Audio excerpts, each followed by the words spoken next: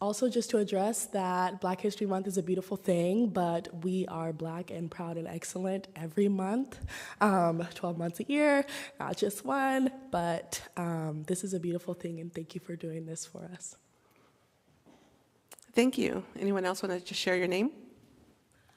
Hello, my name is Iona Nelson. I'm the secretary of SSU BSU.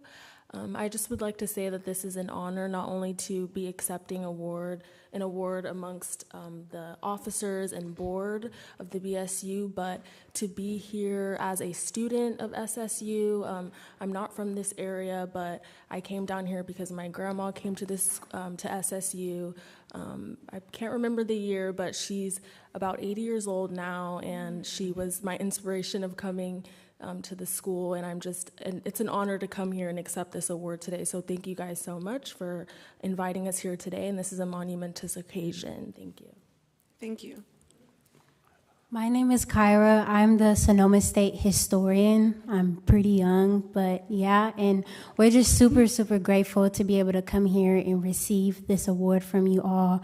And again, we're super proud to be Black, but to also be thriving in excellence and in every other area. And we just thank you all so much for having us. Thank you.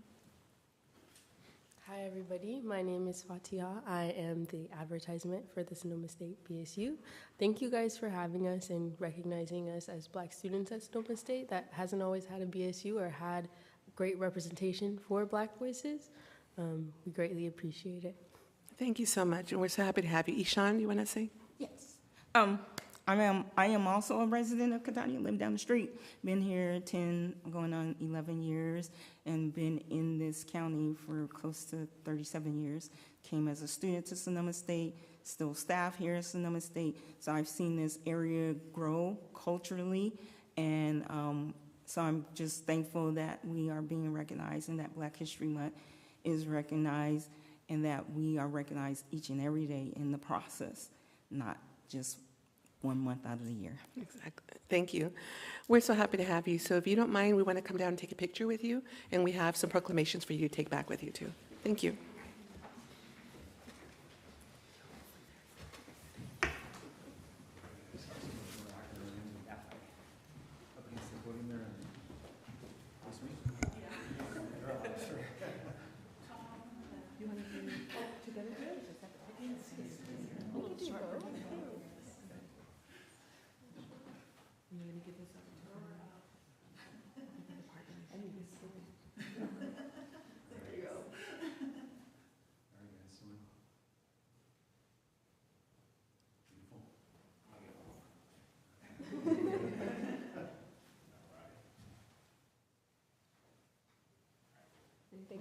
Thank you, guys.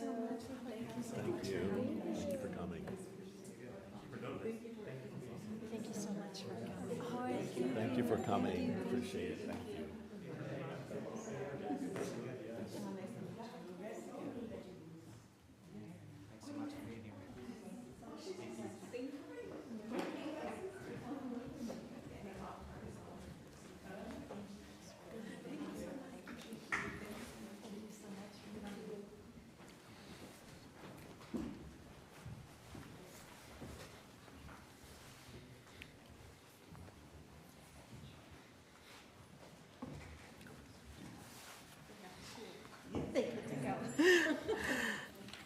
Okay, so I'm going to the next slide. Okay, the next item we have is agenda review. Do we have any changes to the agenda? No proposed changes, Mayor. No changes, okay. The next item we have is citizen business and public comment for consent calendar items. Any member of the public wishing to speak to the council on any item listed on the consent calendar or any matters not listed on the agenda that are within the subject matter jurisdiction of the council may do so at this time. Pursuant to the Brown Act, the council is not allowed to consider issues or take action on any item not listed on the agenda. Pursuant to City Council Policy 2025-03, comments of any member of the public are normally restricted to a total of 3 minutes in length per person for matters not on the agenda, and a total of 3 minutes per person in length for any and all items on the consent calendar. The mayor may extend the time limit for a reasonable time when a disability accommodation has been requested. To facilitate public comment, the timer indicator lights will display yellow when there are 30 seconds remaining and red when time has expired. So we're going to take public comment at this time, and we'll start with in the room. Is there anyone in the room that, let me see if I have cards. Public comment? Let me see. Mr. Barrich?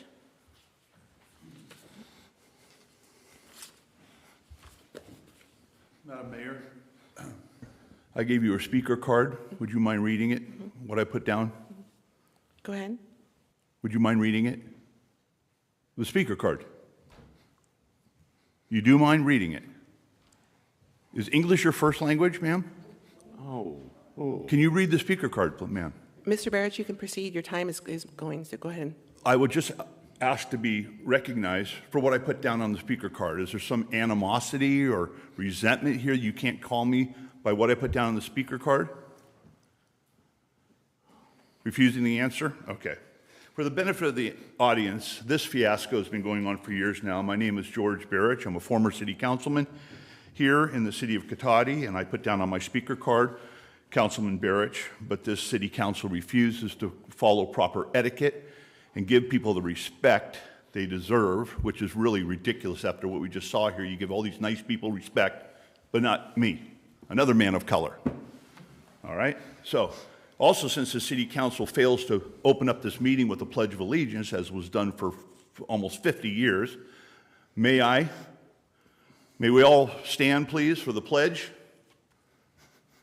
I pledge allegiance to the flag of the United States of America and to the republic for which it stands, one nation under God, indivisible, with liberty and justice for all. Thank you. Now, council, this code enforcement fiasco that's been going on for 2.5 years, I want you to remind you, in case the city manager won't remind you, is that I have never asked for a hearing on anything, okay? I asked for a fine amount for some ridiculous, made-up, bogus code violation. I asked for a fine amount. I never got one until just very recently. Mr. Smith refused to give me a fine amount, yet my insurance carrier was sitting back waiting to see if they wanted to pay a fine or not and save you hundreds of thousands of dollars in persecution. I didn't have to show up for any hearing. Didn't ask for a hearing. I showed up because I was curious as all hell. What in the hell you're doing? I could have stayed home, simply waited for a silly fine to come in the mail. Never came. But I came down, I humored the city council. They're paying for it. I'm not paying for it. I didn't call for it. For a Stalinist show trial, I'm not going to pay for that. Give me the fine. Couldn't do it because you want to add up those administrative fees. Then come back through some legal finagling to try to hold me responsible. Not going to work. First-year law students can tell you that's not going to work. Now, your rent-a-judge, Mr. Weiner, said to me early on in your informal hearings, Mr. Barrett, you can't ask any questions. You can't object. You must have an attorney to write legal briefs for you. And went against your administrative policy to have an informal hearing. Violated those rights. Smith also told my attorney I can't put more decorative rock in my backyard. Said I had to lock my 2 gates going into my backyard. Nothing could go in and out of my back gates. No motorcycle, no tractor, no mower, nothing. Told me I had to tear out part of my asphalt on my property, a small area, to meet some ridiculous percentage that did not exist, applied to me in 1994. Said I cannot park my cars in my backyard, Mr. Ford. Cannot park my cars or my motorcycle or my boat in my backyard. I was in violation. Mr. Damien tell you that, Mr. Obid? He said that I couldn't go in and out of my RV in my own backyard because that was habitating. I could only go in and out of it when I was out on the street. Should shock you. Smith also said that I needed to get a city permit. Yeah. I need to get a city permit to have a roommate, Mr. Ford. A roommate. Your time's up, Mr. Barrich. You believe that? I had to get a permit. Thank you, Mayor. At least I refer to you as Mayor. Okay, Ms. Alderman?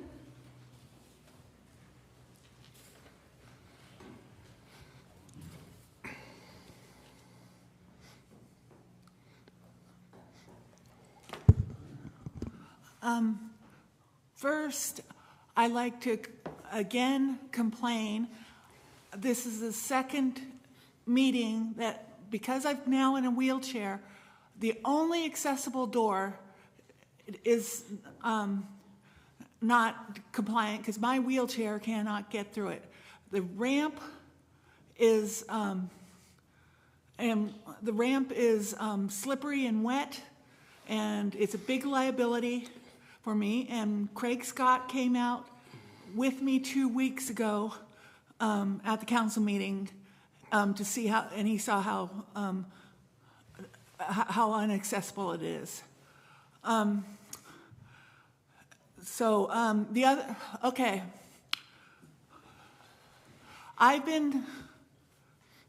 Sorry, I'm having trouble talking tonight.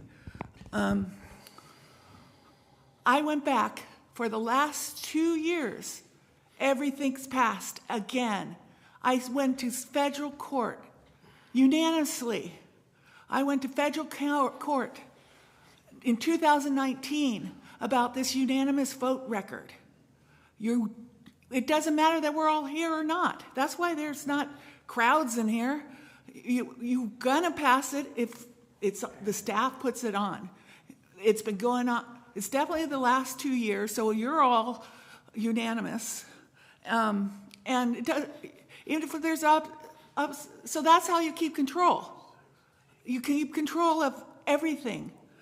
Talking about control, I had a very factual post on social media next door about the flower guy and what was said about at the meeting. Within 4 hours, Damien over here is writing Michael saying that he's fine, that basically they won't cite him. It's like going in 65 miles in a 45-mile zone, and the police chief is told by the city manager that Michael can do that. So and then Mr. Savage on Sunday got an email from somebody and wrote back and tried to get my post removed because he said it was a rumor. And so why then are you going to stop interfering with public comment and everything? Mr. Savage has never, ever wrote me back from any of my emails, but heck, if somebody wants to mess up the public social media, they're right there. You can't control things like this. It's horrible. And this is how you keep control. I'm going to talk way much more about the code enforcement one. But I wanted to go over the personal things. You guys have held me hostage for 2.5 years on this. I can't go anywhere because we're spending so much money. I'm the paralegal. They've spent so much money on legal. Every two, I have to write. I have to do my paralegal work. I can't go anywhere because there's always a new motion or anything. I've been told horrible things about myself. I've been told to shut up, sit down, not make facial expressions. This has been cruel. Okay, is there anyone else in the room that would like to speak on citizen business and public comment for consent calendar items? Okay, go ahead.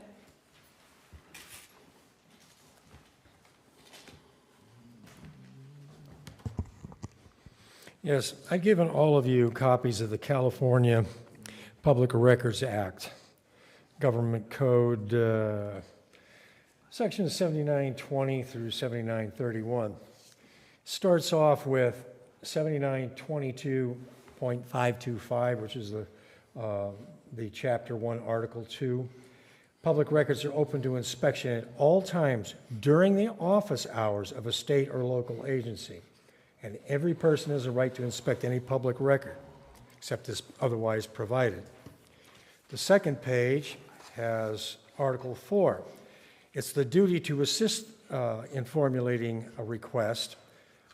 When a member of the public requests to inspect a public record or obtain a copy of a public record, the public agency, in order to assist a member of the public make a focused and effective request that reasonably describes an identifiable record or records, shall do all of the following. I'm not going to read all of those, but it's mainly to assist in finding out exactly what you want. Now, the reason I'm bringing this up is because I've requested several times different information. One of them that is very pertinent to what these last two speakers talked about was the request for the initial contract between Mr. Gary Weiner, your ALJ, and Robert Smith. I went in today and talked to Mr. Hausch because I talked to Mr. Patterson and he said he did not have a copy of it. Mr. Hausch might. Mr. Hausch said he did not have a copy of it. Now my question is, being that Mr. Smith is an agent of the city, works 4 hours supposedly a week, but is getting compensated $120,000 in your new budget for code enforcement, unless you've hired a whole lot of other code enforcement people to take care of all of Mr. Barich's complaints that are at the bottom of the pile. It would seem to me that Mr. Smith, being an agent of the city and hiring Mr. Weiner to be the hearing officer for the Barich hearing, you would have a contract. You don't. So now I have to request it from Mr. Smith. That's nonsense. This is why the city is supposed to assist you in getting to what you want. Now, let me go down my list here, see I've covered some of it already. December 8th, I see a contract was given to me in my public records request between Mr. Obid and Mr. Weiner. Now the question is, why is there an update to the contract? What all of a sudden occurred to you after 2.5 years of hearings that you need to have a new contract and there's not a middleman who's kind of suspect because he's was the prosecuting attorney in this case. All of this points out to a system that is set up as a no-win for the accused. Code enforcement and attorneys, Smith and No, aided by staff, did not provide exculpatory evidence when they had it. Smith continues to impose fines for non-existent violations, which Mr. Barich's attorney has proven during testimony. Attitude is to get Barich at all costs, but that's a topic for a later agenda item. City hires the hearing officer. Your code says ignore the constitutional law. You build up admin costs way beyond anything of reason, $291,000, and then expect this man to pay for it? The ALJ always rules for the city. The superior courts in this county always back the city, same in my county. This is corruption, not about compliance, and it needs to be changed. Thank you very much. Okay, anyone else in the room would like to make public comment? This for consent calendar items and citizen business? Okay, not seeing none, we'll go to Zoom. Thank you, Mayor Lemus. Once again, Zoom attendees, if you'd like to make a public comment, please use the raise hand icon.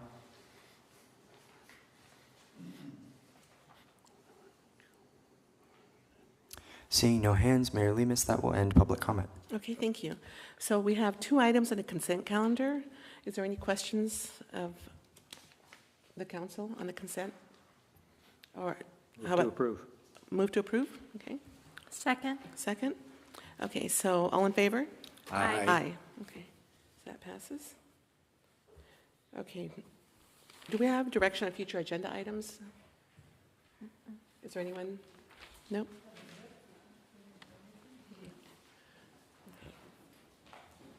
Okay, so then we'll go to the regular agenda. So the regular agenda, the first item that we have is CIRA insurance update. Thank you. Thank you. Thank you.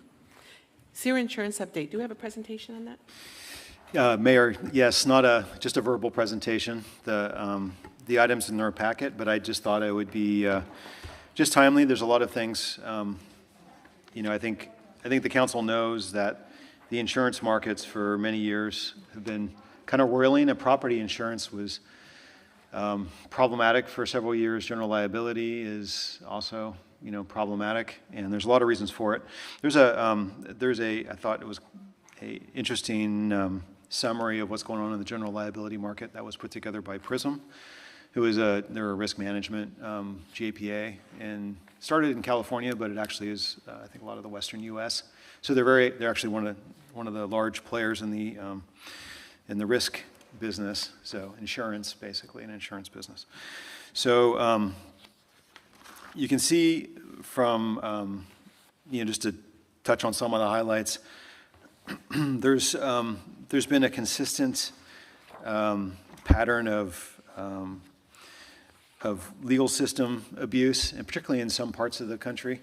So tort reform is something that's been on the agenda for a lot of people for a long time, but the plaintiffs' bars are pretty strong, and they managed to get some pretty strong laws in place that allow for big awards. And in there, you'll see in the map, it's Georgia, Texas, or Georgia, Florida, California are among the worst in terms of tort claims, and Texas and other states are right behind us. But one thing I'll just call out in the tort system. So in 2022, the total awards were $529 billion, or it equates to 2.1% of the gross domestic product. So it's a giant amount of money, or $4,200 per household is essentially what everyone pays for those legal settlements. And something notable that happened in California was AB 218. This happened in 2019. So this was the law that reopened old sexual abuse claims and extended it until age 40. So there was a lot of, not so much in cities, but school districts in particular. So Prism, this group, they insure school districts. And so some counties, school districts that ran juvenile programs. So on the county side, it'd be like juvenile detention centers, and on this schools, on the local jurisdiction side, it was school systems. And there was some giant awards. There's some that are called out here from LA. I mean, there was one that the LA Unified School District Board had to sell $500 million in bonds just to stabilize their budget to pay the claims. And there was another interesting thing. It's just called, they call it social inflation, where awards that used to be one number just a decade ago now are astronomically bigger. And the one example in there that illustrates that well is the so-called McDonald's coffee claim. I think everyone remembers that, when someone bought a cup of coffee at McDonald's and it was allegedly too hot and it spilled in their lap, and they sued McDonald's for it. At the time, it was a $3 million award, which was shocking. And this was in the early 90s, yeah. It was a shocking award because nobody had seen an award that big, especially for something that seemingly so, nuisance-y as a type claim. And that would be, in today's dollars, about $6.4 million. So a very similar claim was awarded against Starbucks last March, and that what was a $3 million claim in the early 90s was a $50 million claim last year for spilling hot coffee on you. So there's just those things are they've gotten to the point now with tort claims that they say about half of the expenses go to the attorneys, and the rest, well, and a lot of these laws are pushed by plaintiffs' bars. I was making an observation the other day, just when I drove up. I was driving up to the Tahoe area, and I remember a time when you go up the freeway and on the billboards, you see all sorts of different things advertised, and now it's almost exclusively, litigation. So it's a sign of the times. There's another thing that's a relatively recent invention, which is they call it third-party litigation funding. So, like, you can invest in stocks, you can invest in bonds, you can invest in litigation if you want now. So if there's these funds that basically take investor money to push litigation. And they basically are a way to, it's just like any investment. People think that they're going to get returns. And so it's one of the dynamics in the market that's driving up these claim costs.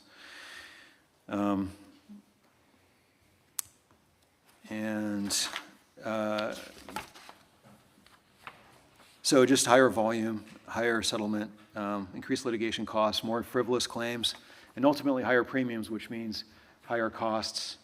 There's a lot of talk, nationally about the cost of just the cost of living, and this is a big part of it. It drives into everything that we do.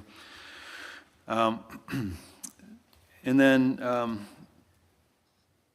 I guess just lastly, I will just say that there's this, it's kind of funny, there's this group called the American Tort Reform Foundation, the ATRF, and every year they publish this, this judicial hellholes, they call it, report, and it's the, the states or areas that have the worst tort issues. It's places where judges in civil cases systematically apply laws and court procedures in an unfair and unbalanced manner, generally to disadvantage defendants. So, there's just a lot of dynamics. I won't get into all the rest of the detail, but those are the high-level ones. And groups like PRISM. So we are, and just so you know, we're part of PRISM. So CIRA has the initial layer of insurance, and PRISM is in general liability. PRISM is the upper layer. And so there's been a lot of talk about pooling. You'll notice PRISM also also recently did a captive, which is another mechanism that I'll talk about in a second with CIRA. But they're trying to group purchase insurance. It's a very hard market because of the astronomical increase in the cost of claims. So they're the market's harder because, like any capital, it goes to area. Capital tends to flow to areas where people think they'll make money, and if there's a lot of losses in insurance, for example, it's the insurance companies don't take the losses. It's basically the community takes the losses, right? And no matter where you are in the country, that's just how it works. And on the subject of captives, as I mentioned, PRISM is doing a captive, and one of the reasons why they're doing a captive is it's another way to try to mitigate premiums, because captives are able to invest their equity in more things so that they can earn higher returns. So if you earn higher returns, that means that you have to collect less in premiums. So it's a way to offset some of the cost of the insurance. In the case of CIRA, CIRA is about halfway through the process of forming a captive. And there's the presentation that was attached has a lot of different sort of advantages and explanations about what a captive is. I won't go through it, but obviously if you have any questions, I'd be happy to answer it. It's something that insurance pools are doing more and more of. It's basically what it is it's setting up a nonprofit insurance company that acts as a reinvestor of the funds of the GAPA. So in this case, you can do a rent-to-sell type captive where there's already a captive set up. And this is called captive. It's called a captive insurance company, by the way, because that insurance company that's established only has one purpose in life, and that's just to serve the member, right? In the case of CIRA, it's just to serve CIRA. In the case of the rent-to-sell style model, some groups set up a captive, and then they let other groups rent a cell in the captive, so they can basically get under the governance and organization of that captive and use that to invest, like a captive can reinvest. So CIRA is working on a single parent captive, which would be CIRA in this case. And they chose to domicile the captive in Utah for a variety of reasons. It's a very low cost So California doesn't even allow captives, in general. Most, like Vermont is a very popular state for captives. Utah, Arizona. There's some others too, like Hawaii, but there's obviously optic reasons for not going to Hawaii. And Utah just has they're very used to it, so it's easy to set them up there. And they also are, when you join a captive, you're able to, with the investment assets, you're able to invest them in conservative but more things. So, for example, as a California governmental entity, we can essentially only invest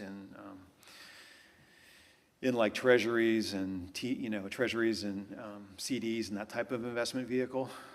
And this is an outflow of Orange County. I don't know if you guys remember, but probably about 20, 30 years ago, you might remember.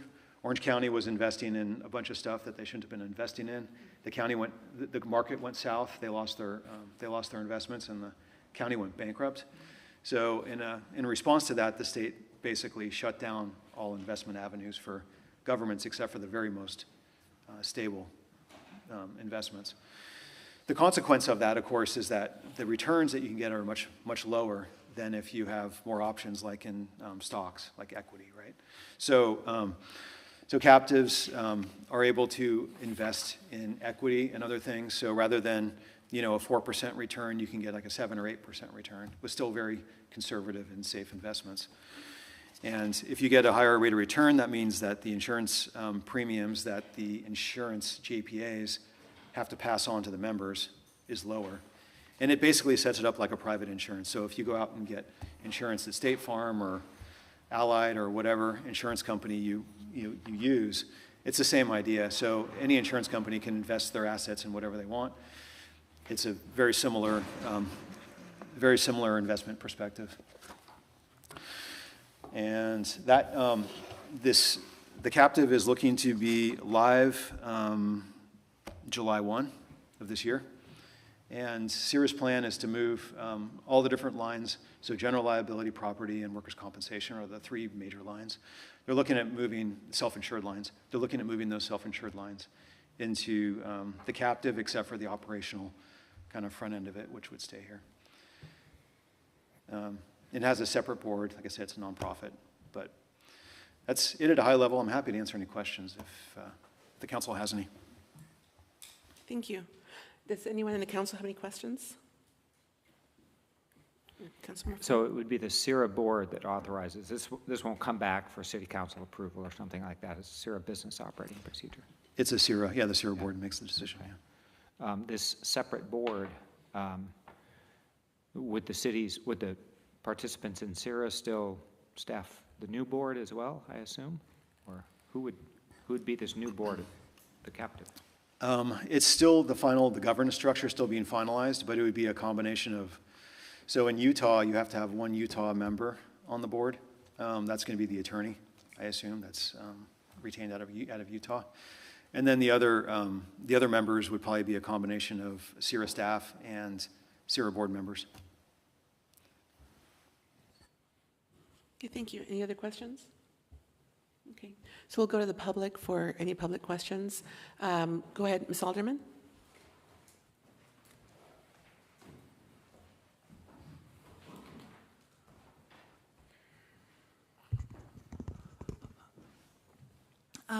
Damien talking about tort reform,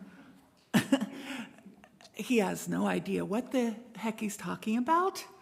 For one thing, the McDonald's coffee case, we studied it in my paralegal school. The lady had burns on her. It was not frivolous, and it led to changes in the whole industry about coffee being too hot coming out of the thing. And that's basically everything is frivolous to him. Every lawsuit. In 2019, I went to federal court. I wrote my own pro se. I wrote my own with not asking for 1 cent in damages. I wanted injunctive relief to improve public comment. What did the city attorneys get? $50,000 to kill mine within 3 months.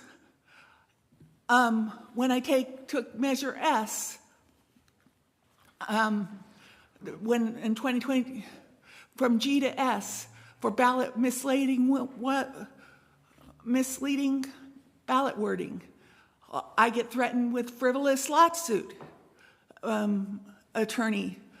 Anytime I get to, I'm on disability. I'm pretty much, you can't sue me, but I've been threatened for years, and because of these insurance attorneys that are, and he's giving you not what the reality is when it comes to tort reform. Yes, there are frivolous lawsuits, but there are, like the ones I filed, George filed, ADA claims, they are not frivolous. And Noah and the HOA manager were like, let's get together and stop George from filing more frivolous lawsuits. Frivolous lawsuits are your excuse. And you're horrible. You put people in fear of coming forward because you will threaten them with attorney fees every time. The last time was a restraining order against Mark Lamon. The city attorney had a fit in front of the judge because he could not charge me with the attorney fees. I'm broke. I have no assets. I don't understand why you think you believe this man on all of this. He is totally warped sense of what is really going on. Thank you. Okay, Mr. Barrich.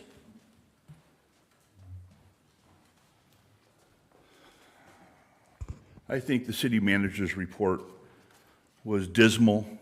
It's a whitewash, a bunch of propaganda, and I'll set you straight. What's happening with these increasing insurance situations and premiums and payouts and so forth from the business magazines I'm reading oftentimes comes down to incompetency in corporations, incompetency in government entities, bureaucracies where people don't care about other people.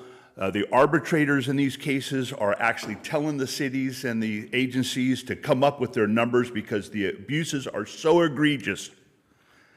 There are city leaders and bureaucrats who won't cross the aisle and try to cooperate with injured parties. They won't call them back. They won't answer emails. They won't meet you in public.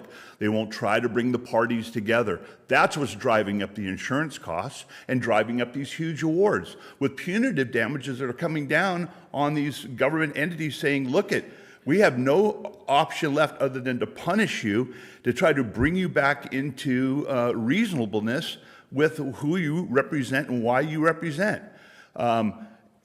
Let's just take the ADA, the door out here that Ms. Alderman is complaining about. That's been 2 weeks. 2 weeks. Nothing's been done. It's an abomination. If I was running this city hall, I would have taken a crowbar. I would have opened that door open for wheelchair accessibility. I would have plywooded it up after closing hours, and I would have taken that plywood off during the day, so that people like Ms. Alderman could get through. But no. You guys are so incompetent, and your staff is so incompetent, you leave it at ADA violation. It's shocking. You're inviting the litigation by your complacency and laziness and your arrogance. Then you use these offices as weapons to go after your political rivals. That's where this gets ugly, and that's what the jury sees. That's what the judges sees, and they're driving up these awards. And who's picking up the premiums? We, the taxpayers. while you guys get reelected or appointed to a city council seat without ever running or getting a vote from anybody.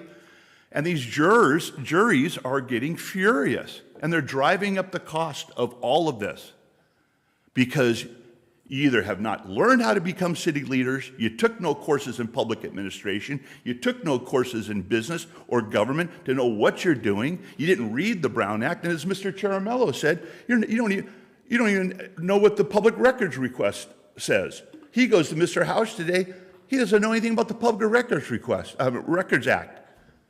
It's shocking. How can you believe Mr. Obid putting this cloud on the taxpayers and greedy citizens trying to profit off, honorable government? The government's not honorable. Haven't been honorable. They're not holding office hours. You're not reaching out to anybody. Mrs. Harvey in 20 years probably has never returned my email. That's what's happening. And furthermore, what's going on with the insurance industry is that they're failing to cover intentional acts on behalf of government leaders and government employees. They're saying if you did an intentional act, citizens warned you, we're denying the claim. Then the awards are going sky high. Why can't we get both sides of a report? That's why some of us are here. We want both sides of the issue, not a whitewashed, sanitized version. Anyone else in the room? Okay, Mr. Charamello.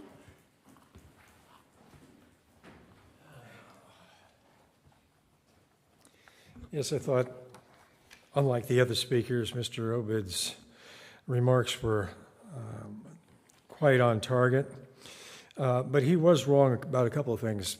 Unless you look at the Obama bailout of the insurance industry as still coming back in the people through federal taxes. And Orange County went bankrupt because they were investing in derivatives. I don't know whether Mr. Obid even knows what derivatives are. I have a degree in finance, and we definitely studied that way back in the 1980s, I believe. But Mr. Obid is right. There are costs that are going up. And Mr. Barrich is right, because there's a reason these costs are going up. Instead of doing things reasonably, and this is what we should be doing so that these costs aren't engendered in the first place, we're out there looking to punish people. And that's what's happened with Mr. Barrich. I'm not going to get into that again because that's really not the topic here. But if you want to continue doing what you're doing and doing it the way you've been doing it, then expect Mr. Obid to come back with saying that we need a large increase in insurance and that we're going to have to pay for this. Because if you open yourself up, and this is what this city has been doing, you're opening yourself up to litigation because of the actions that you take or that you don't take. You sit up there in silence and don't say a word against anything that staff proposes, and you're not alone. This happens in city after city that I go to. It's always, they listen to staff. They don't listen to the public, or rarely listen to the public. But if you want to end this, this is the same way with the hiring practice. Why is it costing us more for staff all the time? Because this city increases theirs. That city increases theirs. Then we have to compete and increase ours. Well, it's the same way with this. All these cities are doing the same thing. You act as elitist potentates, and you do what staff recommends, and you create the situation to get litigated against. Yeah, that's the bottom line. So you get to make up your mind what you want to do somewhere down the line. It's not going to happen tonight. This isn't an action. It's just an update. And I think that we've covered both sides of this now. There are more than one way to look at it. Mr. Obid presented one side. The other speakers presented the other. You're the ones that have to say, what are we going to do about it? Thank you. Okay, anyone else in the room want to speak on this topic? Okay, seeing none, we'll go to Zoom. Kevin? Thank you, Mayor Lemus. Once again, Zoom attendees, please use the raise hand icon to make a comment on this item.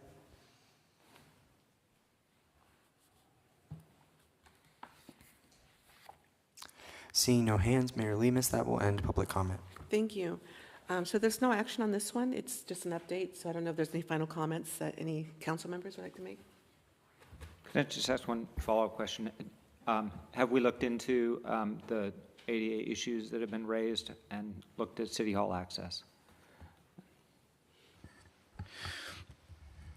Yes, we are actively looking into it. Okay, great. Yeah, I'd love to see those resolved. Thank you. Okay, thank you. So we'll move on to the next item then. The next item is the mid-year financial report for fiscal year 25-26. Perfect. Presentation? Yes. Good evening, Mayor and Council. This evening, I'll be presenting the city's mid-year budget to actuals review for fiscal year 25-26. This review covers our financial position through December 31st, 2025, and provides a snapshot of how revenues, expenditures, and cash are tracking halfway through the fiscal year. Next slide. Within this presentation, we have it organized into a few main categories: the citywide overview, the general fund, enterprise funds, which are water and wastewater, finally a summary of cash and investments, and then lastly, it wasn't included on this slide, but we'll go over the fiscal resilience evaluation. Next slide, and then we're going to jump right to the next one. So here's a summary of the citywide revenues and expenses compared to budget as of December 31st, as well as the comparative actual revenues and expenses as of the same time for each fund type. So there are several funds, again, within the special revenue funds and the capital projects and the internal services. Overall, revenues and expenditures citywide are in line with expectations, where revenues are at approximately 48% of budget and expenses are at 46% of budget. Just as a reminder, most activity for the city is managed within the general fund, and the other two major funds, the enterprise services, which are operated like a business, are running the water and wastewater. We're going to dive into those in a couple slides. And those are considered our major funds. But I do want to recommend anyone who's interested in learning more about these fund types, what they are, how the city uses them. We have go into depth in our city budget, which is available online at www.catawbacity.org.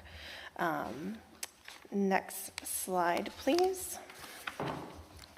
So overall, at a high level, citywide revenues and expenses are on target.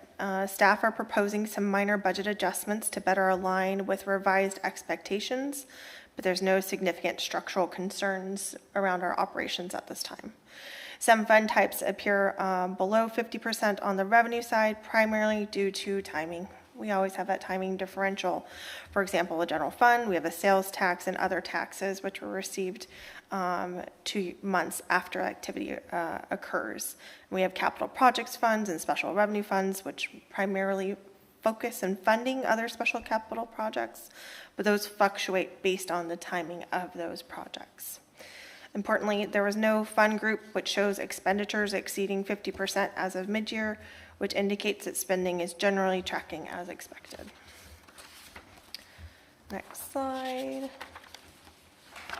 And the next one. Okay. Although revenues are only, so looking at the general fund, a little bit deeper dive. Although revenues are only at 41.3% of budget through the mid-year for the current year, comparing this to the same period and last year has increased. So the general fund operating revenues are slightly higher overall, and this is primarily due to, again, the increased revenues for sales tax. Even though overall we're off from budget, they have increased, and we have other operational increases. Primary due, but we do lack, we're not at that 50% because of the timing of the revenue sources, again, those sales tax. General fund operating revenues, that's the all revenues except for investment earnings, contributions, and transfers in, are approximately $211,000 more than the same period last year. So looking at the detailed revenue schedule as included in the mid-year report on packet page 75, but report page 3, sales tax has decreased by approximately 1.5% from the prior year. And we kind of were diving, looking more into this and working with our consultants who help us with our sales tax to track what's coming in, what's not, what's happening in the consumer market, and we're as such proposing to decrease our expectations in sales revenue by approximately $92,000 for the fiscal year. So those changes are to a total of $5.7 million. Is what our change is going to be from 5.8 previously.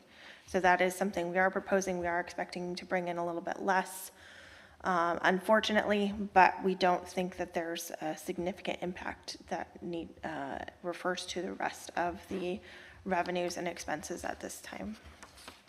Or sorry, we'll get into expenses a little bit later. This chart, the next slide, please. This chart shows the mix of general fund revenues. Of course, sales tax is primarily the big piece, and again, Measure S is about half of that big blue piece there, and property tax is also the next largest piece for the city's revenue. Following behind, we have community development charges and other taxes. We are proposing to increase the community development service charges revenues for this year, as timing for receipts have come in for some projects for building permits that we do not necessarily always budget on because we don't know what the timing of them are going to be. And so those have come in, and so now we feel like it's a good time to increase those revenues. Transfers in primarily come from Public Safety Special Revenue Fund, which receives restricted revenues such as Prop 172 and the SLISA funds. And these are used to support the front row police services. And so again, we keep those in our special revenue fund, but then they just go right back into our general fund to help fund the police services. And then again, those small categories down the end where you can't see the dollar amount come up to a grand total of $31,000 between the two. There's even a tiny little sliver that you can't see next to public safety, but that is public safety as well as contributions. Next slide. So now we'll dig into our expenses. So on the expense side, the general fund spending is generally consistent with expectations. Overall expenditures have increased compared to last year, as all of everyone's expenses have, I am sure. Largely for the city is due to timing of transfers out for capital projects. We have some amazing park projects that are happening right now, and we're funding those. And then we do also have some ongoing higher contract service costs related to legal and IT services. And we have some unplanned continued costs for code enforcement matters that we are proposing a targeted adjustment for to cover those costs, and then keep the overall spending within those available resources. Next slide. So now I'll move into the enterprise funds, which include the water and wastewater operations. These funds operate more like a business enterprise with revenues generated primarily through user fees rather than taxes. So this table includes the cumulative revenues and expense comparison for the first half of the year for the water enterprise funds. Both the water, the operational revenues compared to the prior year for water fund are up 5.3%. And this is due to our rates primarily. For fiscal year 25-26, most expenses are in line with budget at mid-year. However, so with that expenses, we were reviewing that as well as the revenues, and we do note we've had increased investment earnings above our expectations because of the allocation of cash that they've been able to hold in there due to timing of projects. And so we do want to propose an increase in those revenues for approximately $30,000, increasing it to a balance of interest earning revenue for the year to $102,000. Next slide. So on to wastewater fund, where the revenues are again at about 50% of budget and expenses are approximately 49%. So it's really tracking along almost identically to the year. Revenues are slightly stronger than anticipated, including again those interest earnings. We are proposing to increase also their interest earnings by another $30,000. The operating expenses on the other side are remaining well controlled as we continue to monitor the fund balance in order to make sure we are building back up this fund. Staff are, again, proposing that adjustment for the investment earnings, and we're going to continue to monitor contract service costs going forward to make sure we continue to be aligned for this fund. Next slide. This section provides a snapshot of the city's cash and investment portion of our funds as of December 31st. So as compared to the income statement, this is a snapshot as of a point in time on December 31st. So it doesn't show, you know, a trend or anything like that. It's just this is what our cash was at that point in time. Next slide. So total cash and investments exceeded $14.9 million, which is consistent with the city's investment policy and sufficient to meet our operational needs for at least the next 6 months per our policy. For more information on the status of the city's investments, we've again included the quarterly investment report as of December 31st. It's included on packet pages 97 to 101. Next slide. So while looking at, you know, 14.9 million is interesting, it's not as interesting as actually seeing it divided out into how the city actually holds these funds. So these tables show how the cash is both on the top left chart, broken between the amount of cash that's held in each of the funds or the funds groupings, and then the bottom right graph shows it into the group of where the actual cash or investments are held. So again, it's not, you know, the general fund has its own bank account and it does its own, you know, investment. It's all held in pooled funds across the city that is then allocated based on the proportional balance of cash as of the end of the month. Next slide. So this slide summarizes the key fiscal resilience indicators that we've come to. Details on the indicators that are tracked and reported are included within the packet at pages 105 to 108. So we do still have within the general fund, the cash coverage is just temporarily reduced due to early expenditures, subscriptions, projects as park projects and things, but it's expected to normalize as revenues are continued to be received. We get some grant reimbursements coming in. We really expect those balances to come back. That's the same thing with the revenues to operating expenditures ratio. Still remains below target, but we do anticipate within the next few months with collections on grants and other revenues, the balances are going to be more in line with goals. Again, this is a trend where we are at this point in time kind of every year. In the water fund, we still have that yellow marker for the water rates. It's just one of those things, we've adopted the rate study at a certain rate, but their rates came in higher. So hopefully with our ongoing rate study reviews and everything, we'll have a lower rate there in the future. In the sewer fund, the revenues to expenditures ratios has improved from prior years and remains closely monitored by the city. As we talked about in the mid-year report, we're really trying to hold down the expenses as we can while continuing to maintain and bring in the revenues to bring those funds back into a right balance. Next slide. So in conclusion, the city's finances are primarily on track as of mid-year. While there are a few identified variances, they're largely driven by timing and updated economic assumptions. Staff are proposing targeted budget adjustments to remain conservative, transparent, and in line with our new expectations for expenditures and revenues. Those adjustments are provided within the agenda packet at pages 102 to 104. And we're going to continue to bring quarterly financial updates to council as our goal remains to manage these public funds with prudence and integrity. I'll take any questions. Okay, thank you. So we'll start with questions and then we'll start on this side. Is there any questions on this side? Vice Mayor?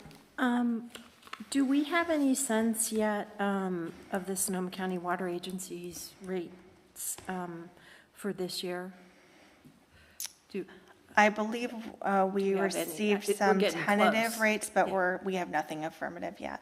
Okay. Is my understanding. Does Craig have any insight into that? Is the hole getting bigger or is it they coming back in line? They came in initially at 9.58%. Okay. Okay, good. That's good. And then I know we receive this quarterly. I'm concerned about some of these that have turned yellow. When do you anticipate us getting the third quarter ones so that we can kind of look to see if we need to kind of look at things a little bit differently as we do the second year budget? I believe so. This quarterly update would come back in April. April. Yeah. Okay. Yeah. And that'll be soon enough for us to make absolutely any kind of, in yes. case we have to make some adjustments. Yeah, because we plan on also doing kind of a final budget update in the June timeframe. So the same time we do a regular budget, we would just then also do an estimated actuals like we've historically done, as well as an adjustment to future. So we would do that, on the same time frame. So we bring that back then. Okay, yeah, because some of these that have turned yellow, I would like to make sure that they're trending back to green before we get into the next year's budget. Yeah, thank you. Thank you. And then Councilmember Savage, did you have a question? No, okay. No? Okay. Okay, thank you. That was also my question too on the yellows on the indicators, and I think some of it's timing of receipts and things that are coming in. So good thing we'll be looking at it in April again. Okay, so we'll go to public comment. Is there anyone in the room that would like to make public comment? Ms. Alderman?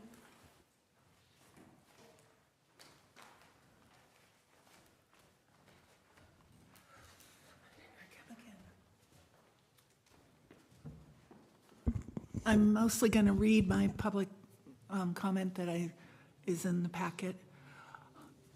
Well, the city staff is trying to hide the outrageous misuse of public funds in the details of the mid-year financial review.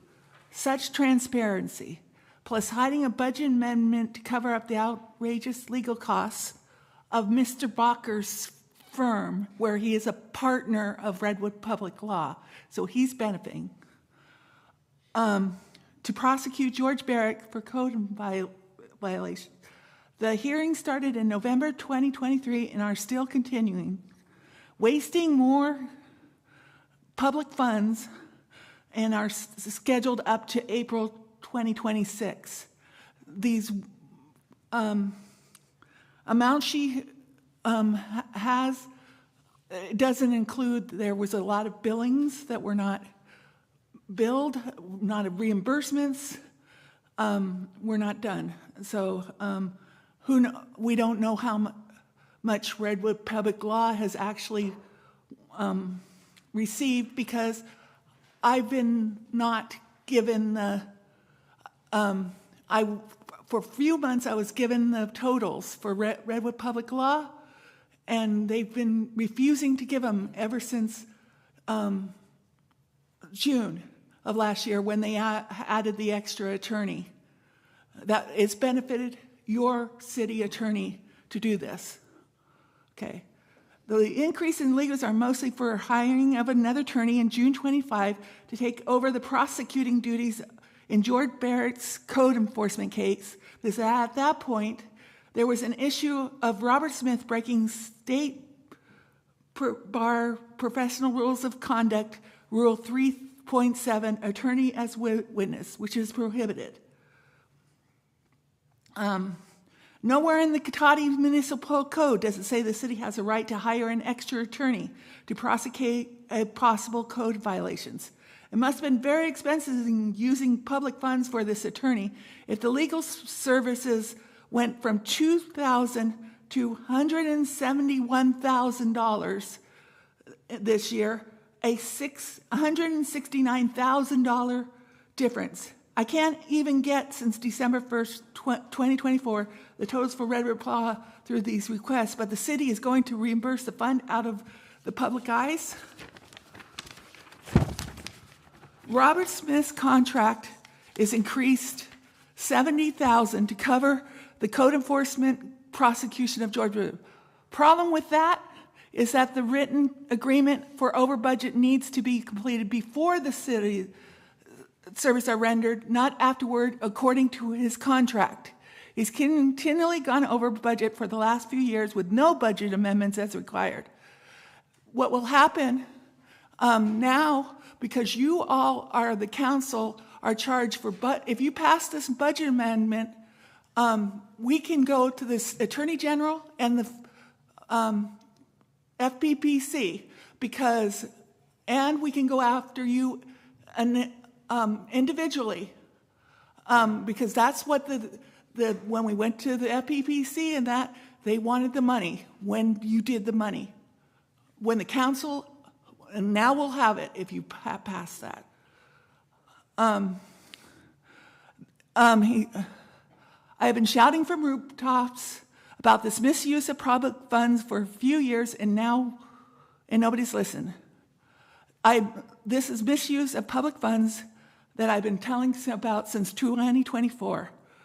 I've asked for an agenda item, and you never did it, and now you're in this situation. Mr. Marich?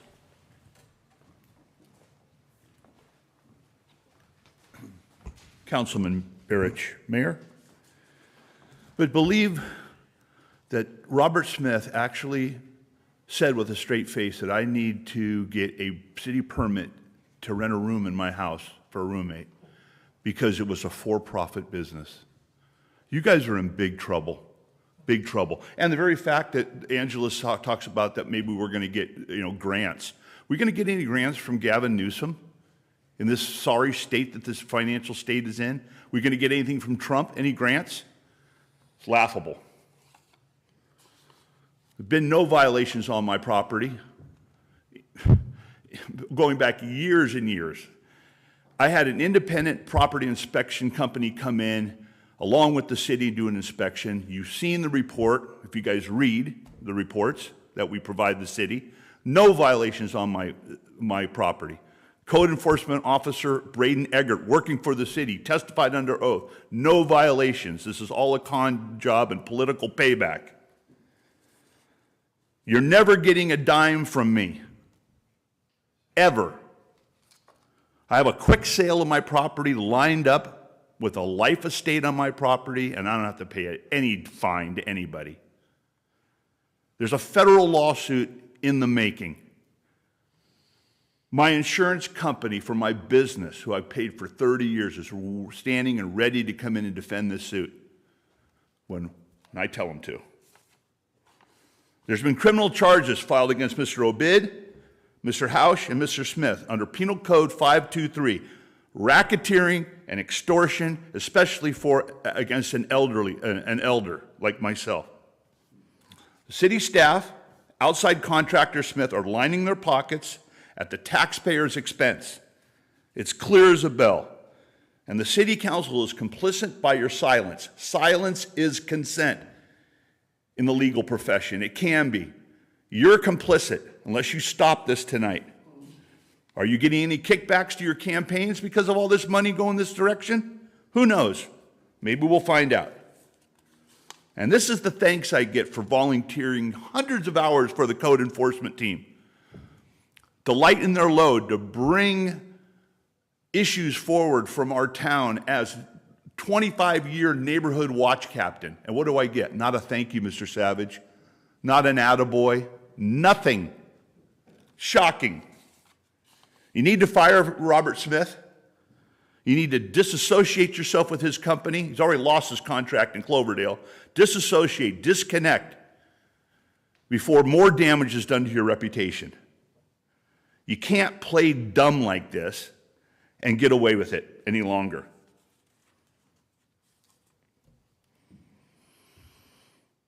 All you're really doing is putting George Barrich back on the city council.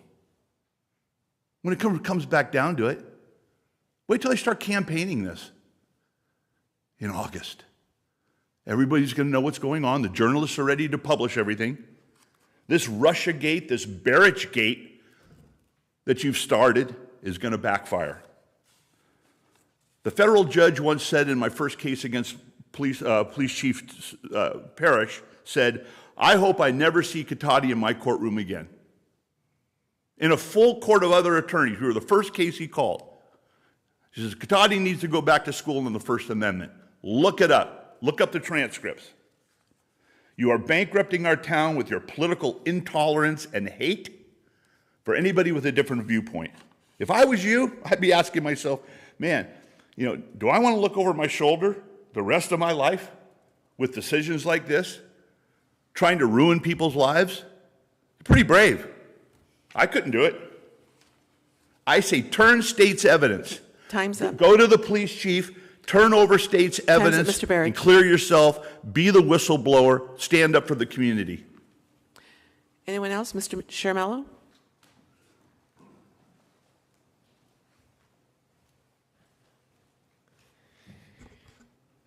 One thing that's missing, you've increased the budget for code enforcement, or they want an increase in the budget for code enforcement of $239,000.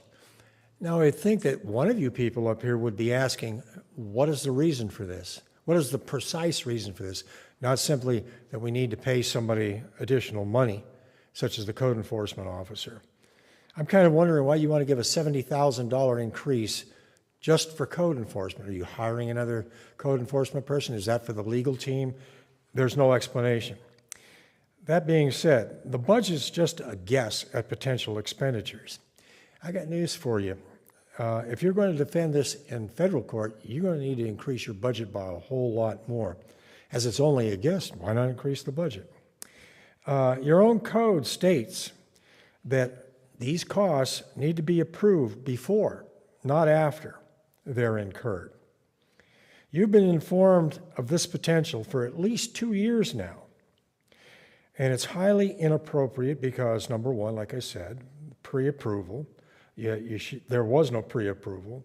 And I'm kind of wondering, are the billings from Redwood Law, have they been paid? Or are now you just increasing your budget to pay those for this hearing? And secondly, no one should be subjected to $250,000 harassment due to exercising their First Amendment rights. That's what you're doing here. You expect all citizens to cave in, and most of them do, to your demands when they are being singled out. Complaint-driven code enforcement is on its face selective enforcement. When you go to one person and say, you got a container in your backyard, and you ignore 5 others that are in your own neighborhood, there's a problem with that. We're not going to go away. And I'm not speaking to just myself, I'm speaking to Mr. Barrett, Ms. Alderman, Ms. Flores, and Mr. Hilber, and a number of others. We're not caving in. We're not paying your illegal fines. And we will see you in federal court, where the judges who understand the law will again reprimand your attorneys who don't. Thank you very much. Okay, anyone else in the room want to speak on this topic? Okay, we'll go to Zoom. Thank you, Mayor Lemus. Once again, speaking to our Zoom attendees, if you'd like to make a public comment on this item, please use the raise hand icon.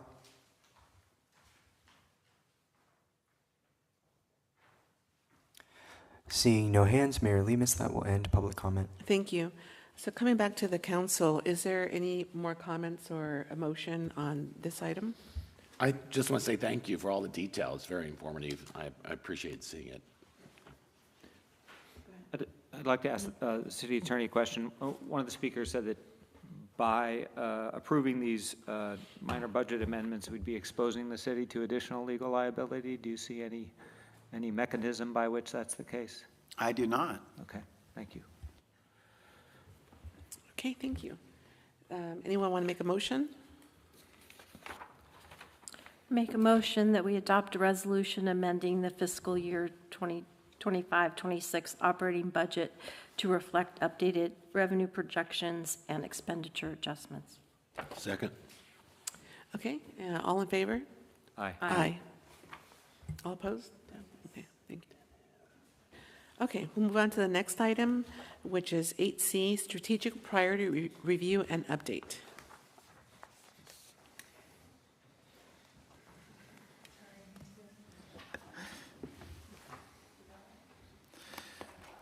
I'll start this one off, and then I'll have Angela follow if there's any questions. But for the sake of brevity, I won't go through each department in detail to save everyone the anguish of that.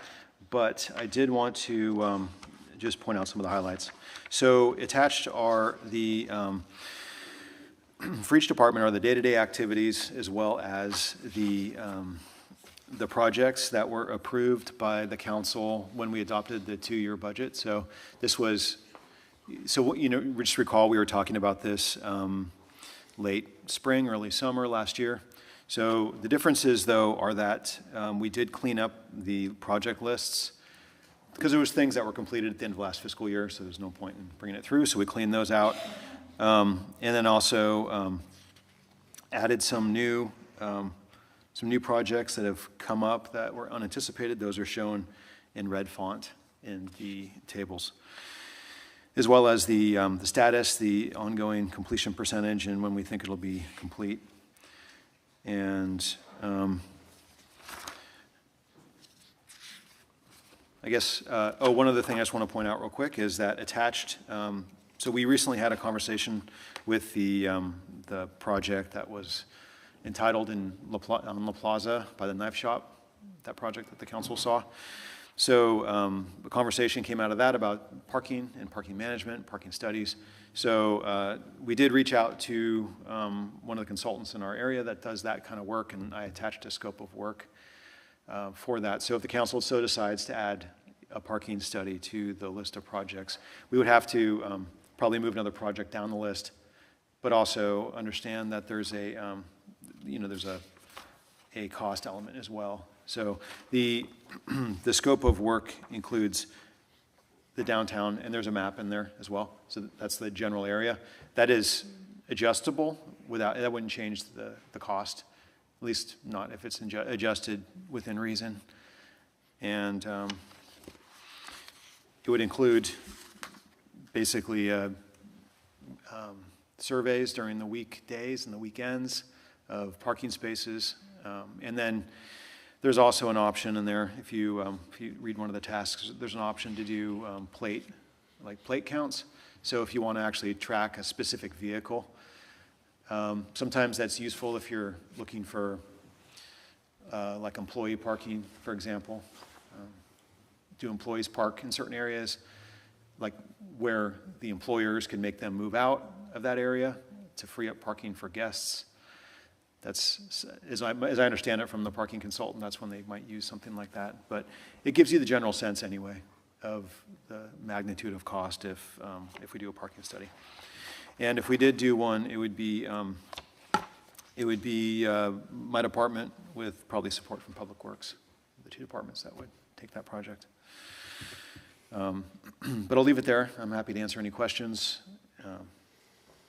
I do just want to add, that did get added onto the city managers just as a tentative line item. So it is in there in red and does have some limited estimated time, but that would be increased if it continued to be moved forward. Yeah, thank you, Angela. So it is shown there at the very bottom of the green section of the city manager's department. So it can be kept there, or it can be removed if the council so decides. Okay, thank you. So we'll go to questions of City Council. We'll start with Vice Mayor Harvey. So on the work lists, you mentioned the adding of the parking study. Do we have any sense, because we added that because of the knife shop property to kind of deal with that, do we have any sense of when that project may move forward? Because that lends to how soon or later that we would need to address that. I mean, if they're not planning on doing something right now, then we can get away with what we're doing right now and let people be. So the knife shop, they would be, even if they came in with building permits, which they have not at this point, it would be probably a year of construction. So it would be a year from now before they're actually occupied and operating. The other project in that general area is 120 East Cotati Avenue, the affordable housing project. And that, as you might recall from the schedule that they're proposing, it's looking like the earliest would be 2028 for that project, and maybe as late as 2030, depending on how successful they are with grants. So while you have that in green on your list, it may need to move, because for one thing, we have available staff of minus 0.27, yet you have proposed work of 0.87, so I don't see how any of this is going to get done if we have a minus 0.27 in FTE to do this stuff. Can someone help me understand how that would work? It almost seems like we need to do something there. Yeah, it would be, if we did do the parking study, we would have to move some stuff off. It was just placed in there for discussion tonight, but we would have to move something off. We didn't want to assume what the council would want to move out of the green. But even at that, we have an available FTE to do any of that work of minus 0.27. So how are we proposing getting any of that done? And do we need to take a look at not only moving that, but maybe moving some other items to have any possibility of getting some of it done? I mean, just help me with that, because I don't understand how a minus 0.27 person can get anything done. Yeah, so on the day-to-day, this comes directly from our timesheets. Yeah. And you'll notice, I think, some departments have people that work significantly over 40 hours a week, so that's why it shows negative. But it's all, I don't know. I don't have a great answer for you right now, but we do, I can look through the project list and just give me a minute and I can tell you which ones are more likely to slip than others. Okay. You know? Because that's really my question. Do we need to move more so we have a chance of getting some things done on city managers? I will also point out that a lot of them, like you see, are partially done or 50%, or, you know, so the amount of time left on them is not going to be necessarily that full amount going forward. That makes sense. So because the estimated FTE is the full FTE for the full project, and if it's already at 50% as of the end of the year, we might not, you know, it might only have 0.04 left. So taking that first line, city website refresh. So if we're at 50% and the estimated FTE is 0.08, then that would be estimated that way they would need 0.04 to complete it, if that makes sense. Right, but we do have some that are 0% complete. And understood. So my question is should we be moving some of those? Because it's obvious they're not going to be done in the city manager's office.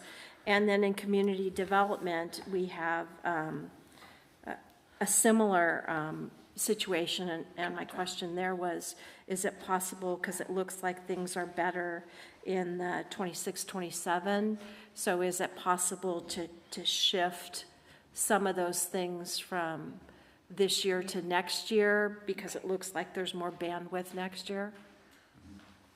Is that a possibility? Yeah, there's definitely a possibility to move some things down. And then same with, what's this one? Administrative services. They have available FTE of 0.01, yet 1.22 of work to be done. So I'm questioning whether or not that can get done if we don't have resources to do it. Do we need to do adjusting there? It looks like on Public Works, there's some possibility for us to do some moving from one year to the next, maybe? Is that possible? And it looks like the police department is pretty darn close. So those are my questions of trying to help with this list.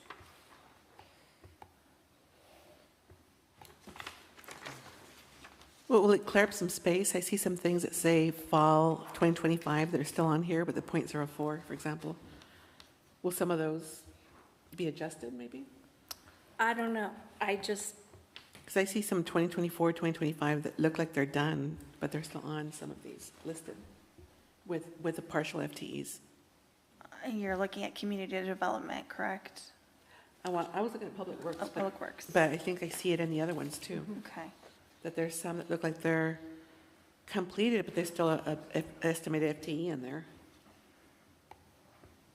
Yeah, there are some. I mean, there's a couple. It's, I don't think it makes up the entire difference, but there is a couple there, yeah.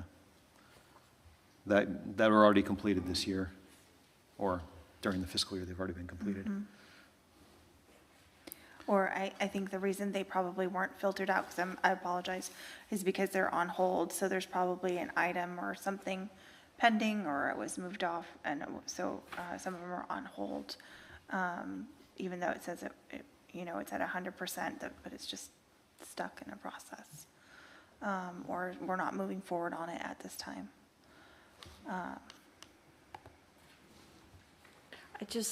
My question is, the math doesn't really kind of work for me. Yeah, I don't know, that's just one example. I think. Right. Yeah. To my math Yeah. person. Professional. Or I guess I could also see maybe the red and the yellow, maybe they may not be worked on as much, and that leave some FTEs for some of the green things. I'm trying to understand it too. So the sum of the proposed FT priority 1 would be the sum of all of them that are in green. So that is just the amount, the ones that are in green, that are pulling through to that proposed priority, and that first under fiscal year 25-26. I think, yeah. And then assuming that the ones that are yellow and red are going to fall to the subsequent year and be what you use your available FTE in the subsequent year.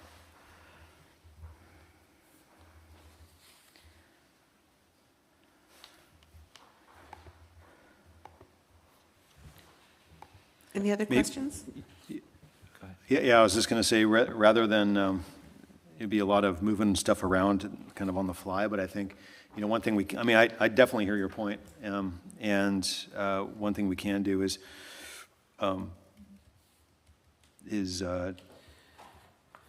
do another round on this after we hear feedback from the council as to what the important priority projects are. I mean, you see what's in green. If there's anything that's more important than less, that would be helpful feedback, and then we can come back at the next meeting with an update that hopefully will be a little bit more balanced. Yeah, well, definitely I think parking was something that's come up the last several months at different meetings. So I think definitely that should get some priority on our list. I'm going to hold comments, but I just want to ask, so the budgeted effective FTE is half the annual budgeted FTE, I assume, because this is a 6-month work. Is that right?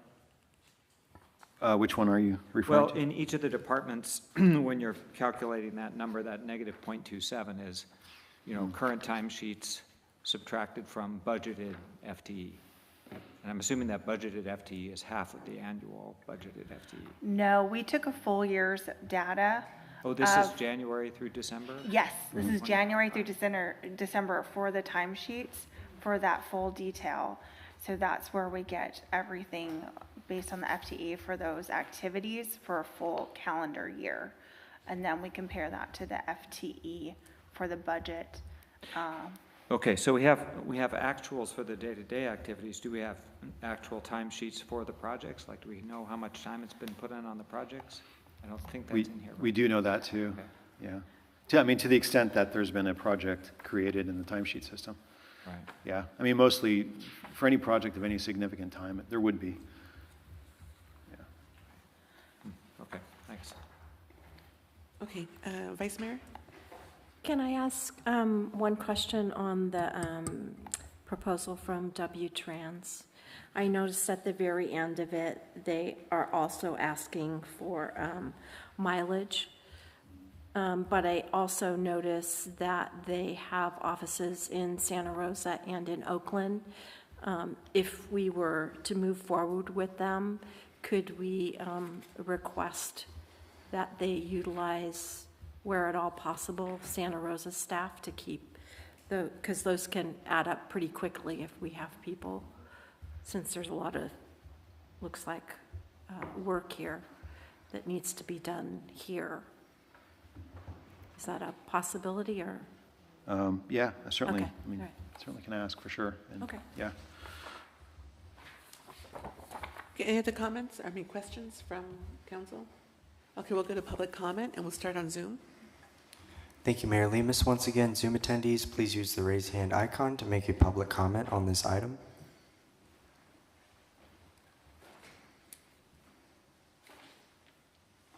Mayor Lemus, there are no hands on Zoom. Okay, thank you. So we'll go into the room. Anyone in the room would like to speak on this topic? Okay, nobody. So we'll bring it back to City Council for any final comments on this or additional questions. I'll just say that I think the parking study is, with both that, the knife shop property project and the 120 East Cotati coming down the pike, that's a pretty important topic, and our issues with the existing parking lot that we're currently paying too much for.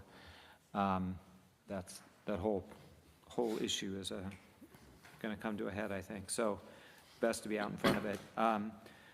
I'm not sure what what to push down the list to make room for that. So I think a second round and discussion of that, once you have had a chance to look at that and think more about, well, where's the time to do any of this going to come from? That would be good. Vice Mayor? Yeah, I feel like we need some options as to what we can push down based upon, what you guys think would be best. We certainly don't want to take something that's 80% done and move it down. We should finish out things that are already started, but looks like there's some number of things that haven't started, and so any options for moving things around, I think would be helpful, because we need you to be successful. Okay.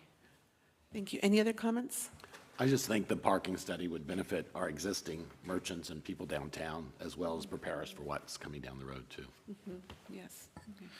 Yeah, I don't think I added that, because it's not in the study, or not in the scope, but the study would be about 12 months long. So it takes about a year once you start to do the parking study. Piece of information that might be helpful as you discuss it. Okay. Okay, thank you. So do you need any additional information from us, or? Yes. So Damien, I read their proposal. My question is, and maybe I just missed it in reading it, so will they also take a look at the projects that are forthcoming and include that in their analysis rather than just what's there now? It wouldn't be factored into the actual counts, of course, because they don't exist yet, but they would know. I mean, we would walk them through all the different projects that are approved. Okay. And they would know just from, there's traffic and engineering manuals that they use to say this kind of use develops this kind of project parking requirement, and they could use that to estimate. So like if 120 comes in, or the project next to the knife shop comes in, how many cars, based on the on-site parking and available off-site, what would they estimate the impact would be within the existing sort of environment? So they will consider those projects that are in the works? They try to estimate it, the future growth. I mean, obviously ones that we know nothing about. Right. I get that, but there are at least a couple that we are aware of. Yes. Okay, thank you. Yeah, it looks like they will. Task Force is current and future parking demand analysis, and this that they take land use data or something to project in the future parking needs. So maybe, hopefully that's included in that. Yeah, they use land use data for the more, like the unknown. Uh-huh. But to the extent that we actually know, or we expect, I should say, Okay. they can use more precise information. Okay. Thank you. Okay, do you have enough information from us? Any other comments, anyone? I think I understand the dilemma that the council has, so yeah. We'll work on it. Yeah, just the FTEs kind of tighten up a little bit more, and then where will we take the time from to work on some of these other projects that we have priority? Okay, all right, thank you. We're going to go on to the next topic, was the traffic signalization project is the next one. Okay, so this is actually somewhat timely. We are we are looking at some signalization update. So we've, for many years, for the last 5 years at least, we've been working on the traffic signals. So, and even actually even before that, we did work such as we added emergency beacon and switches for the signals. And we, the city owns the signals that you would think of as city signals, the ones within the city limits, except for the ones on Highway 116. So the ones at the off and on ramps on Highway 101 and the one at Redwood Drive, those are owned by Caltrans. So the city doesn't control those signals, so we have to work with Caltrans to do things like adding the infrared flashing beacon receivers on those signals. And that's for emergency services. So many years ago, as actually shortly after Caltrans did the freeway project in this segment of 101, we had Caltrans add those emergency vehicle beacons to expedite emergency transit through that corridor, specifically fire, because fire are the ones that most typically have those kind of infrared strobes on their vehicles. And a couple years after that, we all did a significant amount of work on the signals, basically from Commerce, Old Redwood Highway corridor. So Commerce, the 116 intersection, and then the Old Redwood Highway, East Cotati, West Sierra intersection. Obviously, there's a gap in between William and George at the moment, but they're ready for interconnection so that they operate together, and that helps just more smoothly flow traffic through, and also minimizes stops and starts. So eventually, when the William George signal goes in, then there'll be a uniform, interconnected corridor. And it just, you can do things to try to reduce idling and stopping at lights and just expediting traffic through. And especially as Rohnert Park, as you've seen, grows, our transit station area grows, just having that facilitation of traffic is going to be helpful.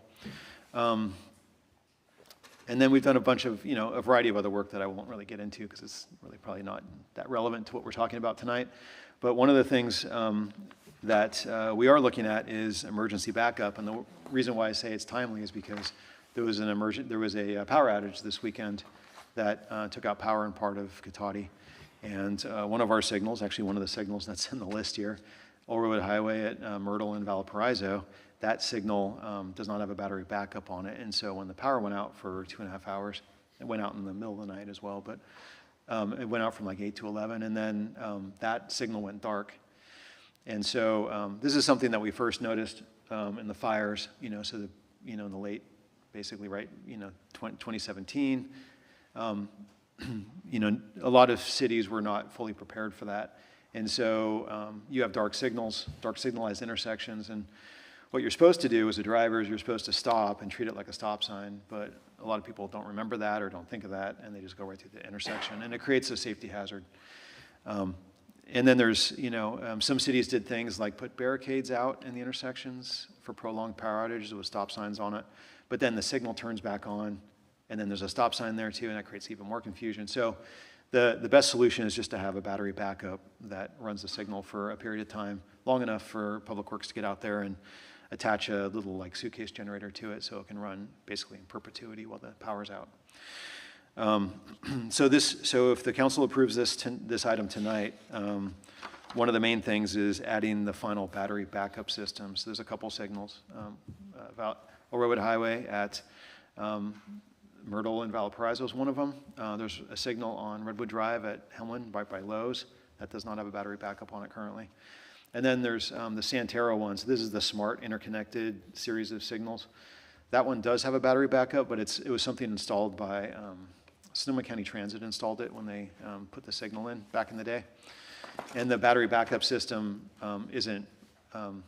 it's not the same system that we use for the rest of our signals, and it also doesn't include a connector for an emergency generator. So once it runs through its 4 hours of backup power, it's just, it's a dark signal at that point. So the 3 signals that are proposed are those 3 signals to get battery backups, and then put on Santero a uniform system that's similar to us that also has a generator connection.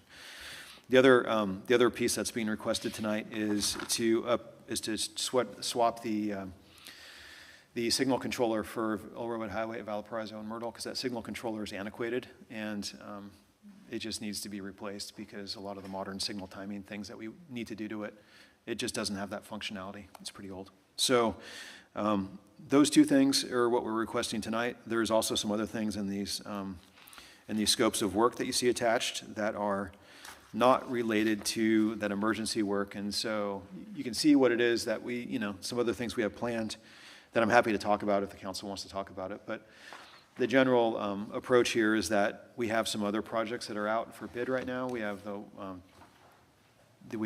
road maintenance project out for bid right now. Very shortly, the pathway project, the Laguna Pathway project is going to go out to bid. And so we want to see how the bids come in, you know, given the, you know, just the conservative nature of we want to stay because we want to basically want to make sure that we have adequate funding before we award other things that aren't strictly necessary at this time, particularly given where all the others, most of the other cities in this county are, as you know, experiencing significant budget issues. And one of the reasons why we are not is because we don't overextend ourselves. So that's just in the vein of that. So anyway, I'm happy to answer any questions if the council has any. Okay, thank you. Any questions from council? Okay, no questions. We'll go to public comment, and we'll start with Zoom. Thank you, Mayor Lemus. Once again, Zoom attendees, please use the raise hand icon to make a public comment.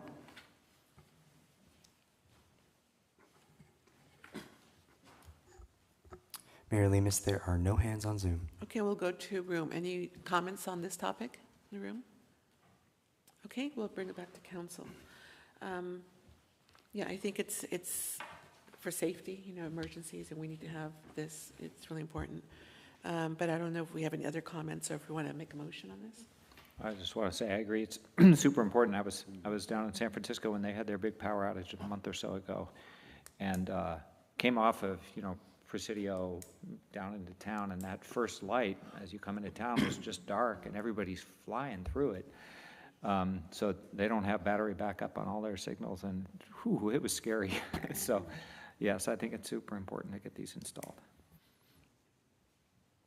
Okay. Do you want a motion? Motion, please. Make a motion, we adopt a resolution authorizing the city manager to execute the necessary agreements with DC Electric and allocation of necessary funds for the detailed traffic signal improvements and emergency backup.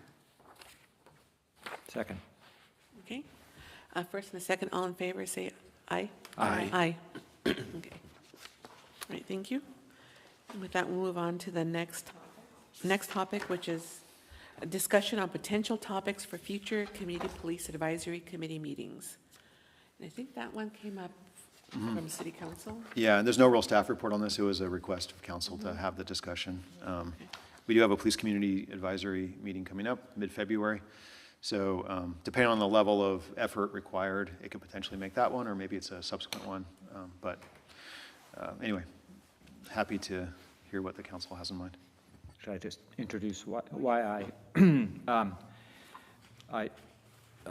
I would love to give this committee a year or two to get its feet under itself, but given what's happening in the country, I felt it was important to have a discussion about whether there are policy recommendations we want them to consider, policy areas we want them to talk about in advance of it being in our face and on our doorstep.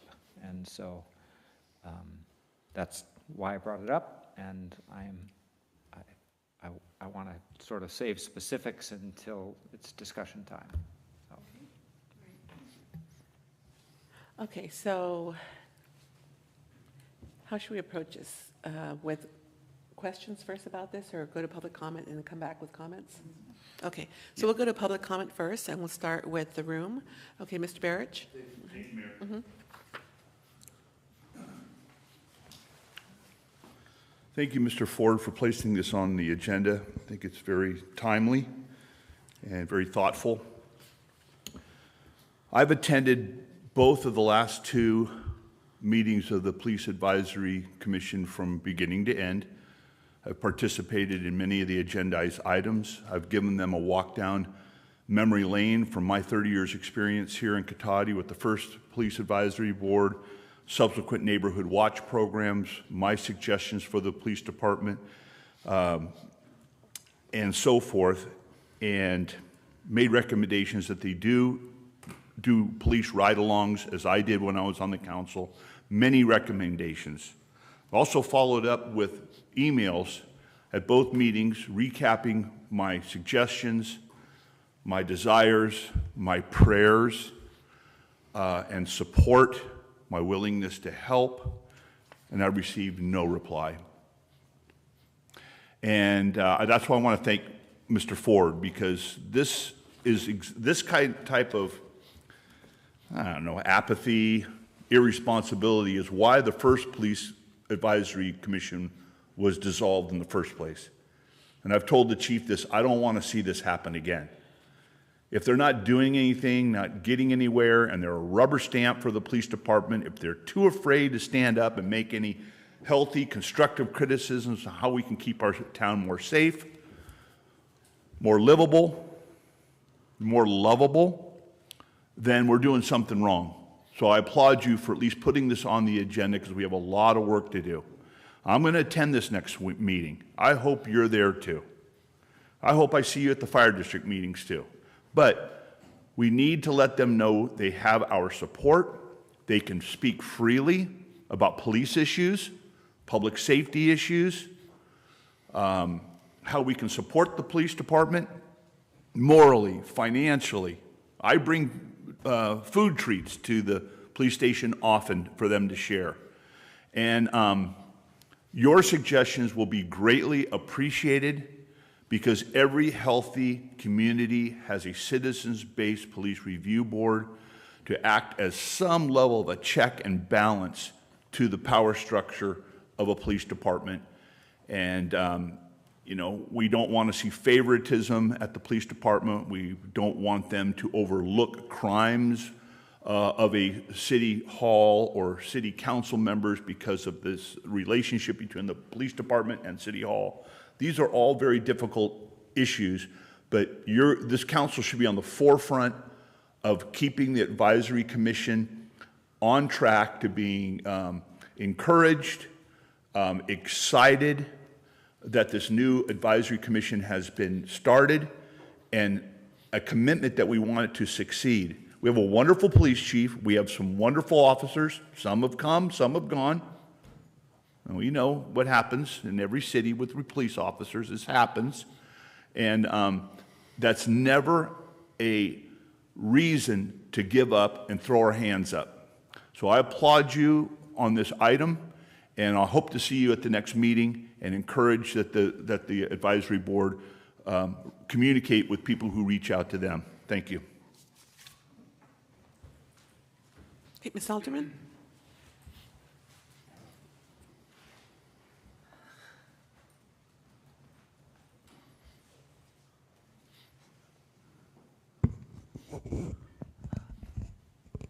I'm also one of the few people that have attended these police advisory committee. Most times, people don't know about it. It's not really advertised as much as like Community Beat and stuff. The police advisory board, they're a bunch of good people. They're inexperienced how to run meetings,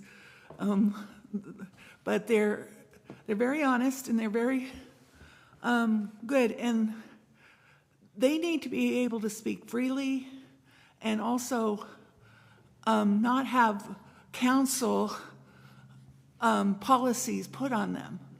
Your policies are not the same as the people of Cotati. Your priorities are not the same as the people. These are very real people on the police oversight committee. And you need to let them speak freely about any issue, any way to improve it. And you need to definitely advertise, get more people in those seats, because it's there's most time people don't know. Thank you. Okay, any other comments? Yes, Ms. Holmes?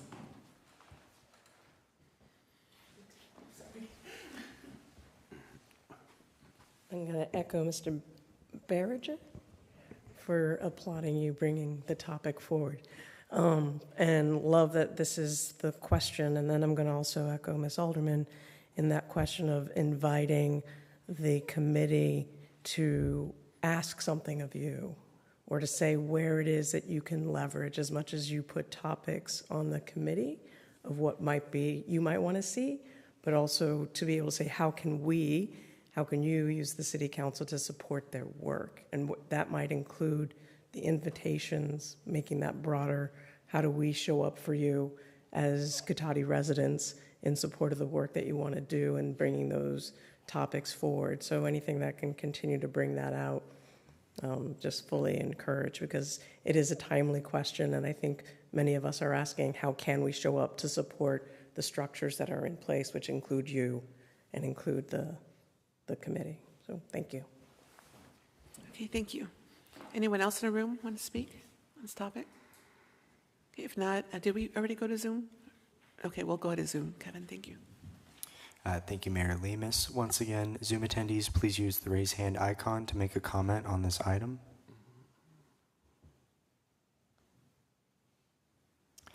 Seeing no hands, Mayor Lemus, that will end public comment. Okay, thank you. So we'll bring it back to council now for any thoughts or ideas or considerations that we have. I'm happy to start. I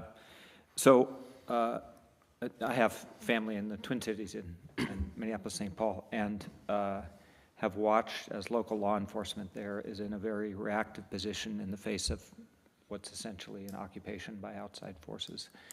And that not knowing, like, they were totally unprepared for what happened, because nobody could be prepared because it's never happened before.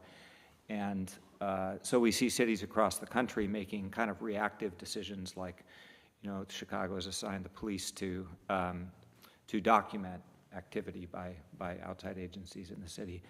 And there's just all kinds of questions that come up when when the purpose, the aim of the outside agency doesn't match the serve and protect mission of the local law enforcement. And I think that so my proposal is that we ask the Community Police Advisory Committee to have an agenda item to discuss and recommend to us any city policies that they think would be appropriate about outside agency activity in Cotati, including consideration of use of city-owned property by outside agencies,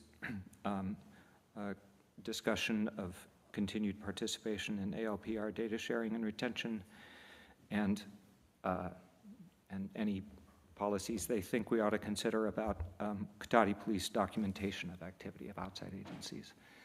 So I'm not proposing we have this discussion, but I'm proposing that that's an agenda item I'd like to see them discuss. When we wrote their charter, it included the ability to recommend policies to the council. They're not a policy-making body, they're an advisory body to the chief and to us. And so I'd like to ask them to consider those discussions, and it is very timely. This is not something that could be put off for a quarter. Thank you, Councilman Ford. Now, is this something that the chief or city manager will be making a list as we make comments on this, or how will this be recorded? Yeah, I think we're both making lists, okay, yeah. Great. Yep. Okay, thank you. Thank you. Okay, so let's continue on this side. Any comments on this side? No, I think it's, like you said, it's very good timing, and I think anything we can do to get input from the community prior would be very beneficial for us. Thank you. Thank you. I did have a couple things. I just printed out this article that came out last week. Mountain View Police, they say the feds access their license plate data without permission. So it was an article that just came out last week. So I was also interested in having them look at the ALPR. I don't know if we use Flock or a different type of camera system. But whichever system, there was an article that Mountain View Police said that the federal government was able to access it without permission. So I want to make sure that our data is secure, that we have the right time frame for holding retention of information, and also to kind of to support what Councilmember Ford said. I went to a meeting last week, within the last couple of weeks, with legislators, mayors, police chiefs around the county and our region, that this was a concern. And there's not a plan, but at the same time, there's what we're seeing is like a loss of local control when there's issues when outside agencies come in, and disruption to families and communities. And so I think that the county and other jurisdictions are looking at how we can kind of support what they call 0.0 plus when something happens forward, type of thing. But I think it would be good, like you said, some of these recommendations for them to look at ALPR readers, and also use of facilities or not used resources, facilities or staff, and look and see what other agencies are doing. Because I think other cities, other agencies are also working on this topic. So maybe we can come up with something similar. It'd be good for them to look at. Go ahead. And I did want to, I meant to say, I'm sure that the chief is working with all the other agencies in the county and working, and the city managers are all, I'm sure they're all talking about this in tactical level and, how we respond when things happen. But I think there's a role for policies at the council level that might take the onus off of local law enforcement in sort of interacting with their colleagues from other agencies. So I'm not asking that the Police Advisory Committee be the body that talks about tactics. That's that's police role. But policy level stuff, I would like to see if they have some things to recommend to us. Okay. Any other comments?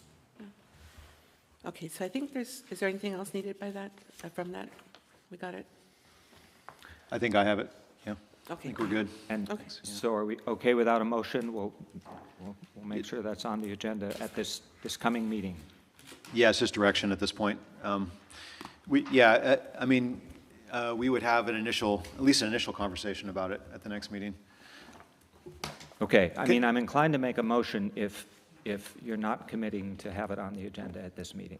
No, we are. We are committing. I don't want you to misunderstand that. It's Okay. just that if there's reason, if the committee might want more information is what Absolutely. I'm saying. So you may not make all the decisions in one meeting. It might be Absolutely. a series of meetings. Yeah, thanks. Yeah. Okay, thank you. So then we'll move on to the next item.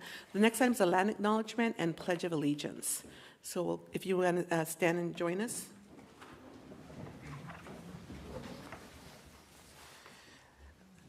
The city of Cataño recognizes that we're on the ancestral lands of the coastal Miwok, who are the original caretakers of this area, and we respectfully acknowledge the indigenous people who have been stewarding and maintaining a relationship on this land as knowledge keepers for millennia. This acknowledgement does not take the place of authentic relationships with indigenous communities, but serves as a gesture of respect to the land that we are on. And now join us in the Pledge of Allegiance. To the flag of the United States of America and to the republic for which it stands, one nation, under God, indivisible, with liberty and justice for all. Madam Mayor, may I speak on this matter? Yes, go ahead. You may speak on this matter. Thank you. For Kevin? Thank you, sir. Council, I've spoken on this matter many times on different particular issues I find offensive with this matter, this land acknowledgement in particular, and I do not want to regurgitate many of my arguments, but I want to bring two things to your attention. One, the first line says, the city of Cataño recognizes that we are on ancestral land of the coastal Miwoks. Now, if that's the case, it begs the question whether we paid for that land, whether we stole that land, whether we traded for that land, whether we know what in the hell went on, how we got this land. Because we're the ones paying taxes on it. We're the one maintaining it. The city's maintaining their part of it as best they can. And there's been some issue in the media recently about this fact of, is this land stolen land? And it's brought a lot of attention nationwide, this issue of stolen land. And for us to digest that and discuss this and decide whether, if in case that's true, whether we need to give that land back. And I want you to sit with that for a little while before we come back to this issue, because it's not going away. It's not going away in any other part of the country. If we are surely on stolen land, we better acknowledge what we're going to do about it and either amend this land acknowledgement to reflect that so we can deal with it like adults, or we're going to sweep it under the rug. Those are my first thoughts about this with the recent controversy of stolen land that we're on and how we should be feeling about being the thieves, if we are thieves at all. The other issue, the second issue I want to talk to you about, is I strongly feel that these two issues of the land acknowledgement and the Pledge of Allegiance are mutually exclusive. They have no business being on the same item together. One was used to drag in the other to legitimize it and so forth. I find that offensive. I think the land acknowledgement, if you're going to do this, and I'm offended by it, you have addressed my concern and my request to put it towards the end of the meeting. And I want to thank the council for doing that. For those of us who think it's offensive, most of the city's business is done. We who are offended by it can leave and leave you here to prophesize about ancestral land, hold hands, sing songs, beat drums, smoke a peace pipe, whatever you want to do. We respect it. Just some of us don't want to be a part of it. So, and I think the Pledge of Allegiance needs to be at the beginning of the meeting where it was for 50 years. Sets a tone for this city, as is done in many other cities across the country. Meetings are started with the Pledge of Allegiance, often followed by a moment of silence, and then we conduct our meeting. It sets a tone of professionalism and mutual respect for the people who died and fought so that we could be here. So I'm going to leave that with you to consider putting it on a future agenda to separate these items, which I think makes more sense. I find it offensive. We get to the end of the meeting and people have come and gone from these meetings, have not been have not enjoyed the Pledge of Allegiance, especially the developers and students and college kids have come in and so forth. Please take that into consideration. I'd like to see it on our future agenda. Okay, Ms. Alderman?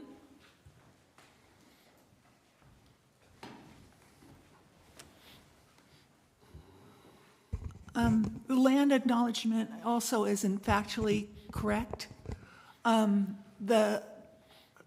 Prue Draper and everybody in the Cotati Historical Society did not have the benefit of newspapers going back to 1850 and everything like that. Cotati Rancho was owned by the Page brothers from 1870 to 1940, and they had you could not trespass, you could not hunt, you could not that. And that was Cotati Rona Park. So this is not the ancestral lands. Maybe way back, but we don't know that. It was basically the Page brothers. They sold off the subdivisions to the wealthy white people of the area. That's why we're now 70% white. It was because the property was bought. It's always been, we've always been, and only diversity has come over this years. Certain sections of this town, I don't know if there's another person with diversity. I live in the rich area, West Side, and I don't see anybody. Anyway, the other thing is you killed off Chief Cotati a few years ago, a real live person who you made it into a comic one. He was the MC. He was a Kasha brand of Pomo, and he was the MC of the Indian Summer Festival, and his likeness was put in the sign was done by the Recreation Committee in 1977. I was a kid. I remember this. It was an intertribal, it It was an intertribal meeting that was wonderful. It was so educational when I was a kid. And you, taking off Chief Katati, you did what everybody else does. You erased their history, the real history. Other histories you may not know, but where it was Pomos and Miwoks, and basically they lived in Crane Canyon. And every time that John Reed was a farmer, and he came up from the mission in San Rafael, and every fall, because it's a spiritual practice of the Native Americans of this area, they burn the fields so that it's like a sent to encourage other scents, new growth. And so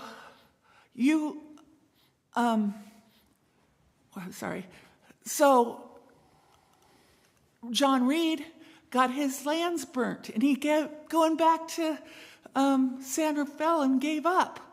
That's the history that you should be telling the children and everything in fourth grade field trips here, not what the historical side. You have enough information now to tell the truth. Thank you. Anyone else in the room would like to speak on this topic? Okay, go ahead, Ms. Holmes. I wanted to say thank you. I appreciate where it is and how it's jointly put together.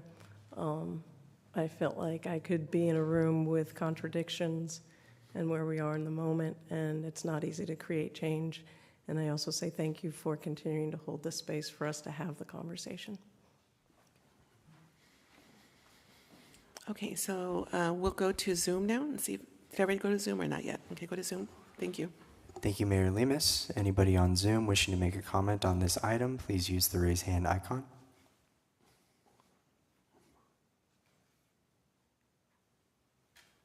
Mayor Lemus, there are no hands on Zoom. That will end public comment. Okay, thank you.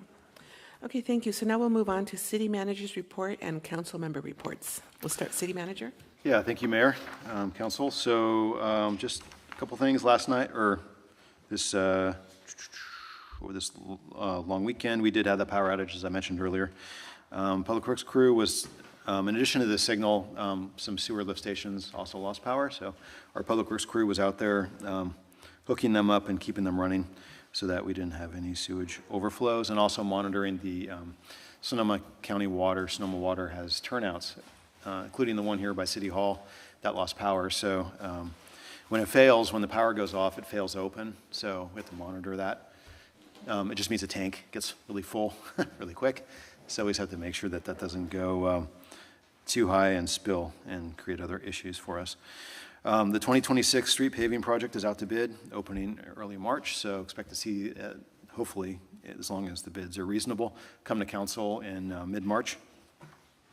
And that's finished. The primary work under that contract is finishing off the rehabilitation, or the maintenance work on East Cotati Avenue. So from Bay Tree all the way to the city limits by Sunflower Park. And then some other repair areas around town.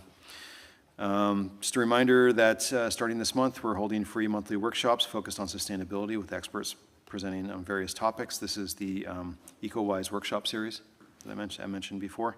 And also the Climate Ready Cotati Fair is scheduled for March 28th out of the train depot.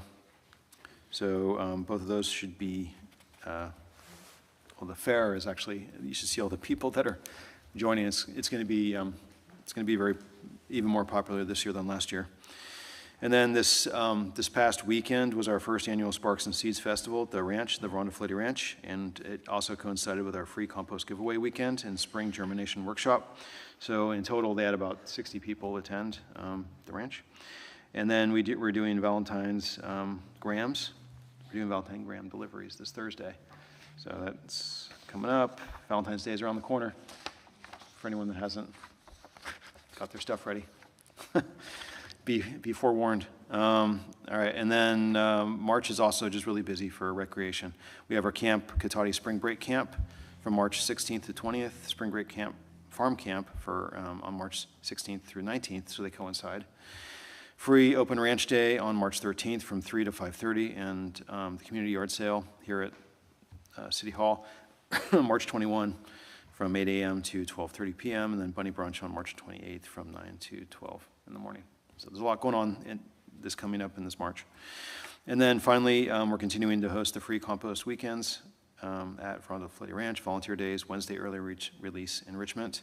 And newly added was the Intro to Garden Critters workshop on March 14th at the ranch from 2 to 4 p.m. So I'll leave it there, but I'm happy to answer any questions if the council has any. Okay, great. Any questions of City Manager? Okay, we'll start with council member reports. Anyone? Do we start on this end? I have nothing to report. Thank you. And we'll go to Vice Mayor. I just have two items. I attended the LAFCO meeting the other day, and we were looking at some policies with regard to the disadvantaged unincorporated communities. So putting together a policy as they go to review to look at those to include annexation into some of the cities. So that was pretty quick. And yesterday I attended the SCTCA meeting, and of note there, just a couple of things. They will be updating the Sonoma Climate Mobilization Strategy. So it's going to take them about a year to do that, but they're kind of, they put it out there, and we had some 2030 goals, and we're not necessarily there yet, so they're reassessing where we're at with those goals, and they will be looking for input on that to see, you know, do we need to change some of them? Do we need to move the date out? So that'll be coming. And then the second item of note for us, we did a professional services agreement with a company called Tool Design for safe streets and roads for Sonoma County, and there was 2 projects in there that Cotati had. One, we got a demonstration corridor project, and that project is on Redwood Drive, and it's 0.4 miles, and it's kind of where you demonstrate different features to see what works or not. It was kind of cool how they showed, you know, they put up, you know, temporary things, and then people get to kind of vote on it and see, you know, well, does this work, does that work? Even some not necessarily there, but for some of the other cities, like would a roundabout work here? And so they do like a little pop-up roundabout and see how that works. And then we also got an award for a transition plan for ADA. So that's all I have.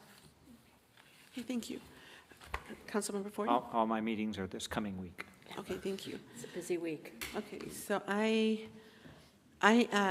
on January 29th, I went to Zero Waste Sonoma for Vice Mayor Harvey, and we approved the additional budget expense for emergency contracts for composters because a machine had broken down, so we needed some emergency contracts. On January 29th, I went to a joint meeting with Congressman Thompson, other legislators, local police chiefs, and mayors to talk about immigration enforcement status and other kind of issues. On the same day, I met with the United Nepalese of California, an organization locally. Learned there's about 3,000 Nepali residents and 40 Nepali businesses in our region. On the February 2nd, I went to Veranda Folletti Ranch and had a meeting with the staff there. It was a great meeting. They have a lot of programming ideas and some grants they're looking at getting, so it was a really good meeting I had with them. On February 4th, I presented to the Sunshine Breakfast Club in Santa Rosa. I don't know if it's Rotary. They said they're not Rotary, but it seemed like Rotary. I'm not sure. But it was a Sunshine Breakfast Club. It was a really good conversation I had with the members there. On February 4th, I went to my first Homeless Coalition meeting. It was a special meeting that they had, and it was to reallocate funding. There was $39,000 that had to be reallocated, and it was reallocated to a homeless management information system expansion project, and they're going to go after other grants, but they had to kind of reallocate that money before they can go after some other grants. So it was a special meeting for that reallocation. On February 5th, I went to Sonoma Clean Power meeting, and I was selected as the next vice chair-elect of the board of Sonoma Clean Power, so it was exciting. I went to a Mike McGuire event, Luther Burbank Center, on the 5th. On the 6th, Regional Parks Foundation board meeting, and then February 9th, I went on behalf of Councilmember Sparks to the WAC special meeting that they had. It was the Water Advisory Committee. And earlier I went to the Cotati Chamber of Commerce meeting before I came to this meeting. At the Chamber of Commerce, they have their awards ceremony, the Cotati Annual Awards, where they have a number of individuals and businesses that receive recognition, and everyone's invited to come to that event this Friday. I'll be there. I'll be helping to set up and decorate, and I'll be there as well as some other members in our community. So we invite everyone to come out to that. And that's what I have for today. So with that, let me see. Was there any information received after the agenda was posted? Yes, thank you, Mayor Lemus. There were 2 public comments received. Both of those were distributed to the council and are available in print here in the chamber tonight. Thank you. Okay, thank you. So we adjourn the meeting at 8:23 p.m. Thank you.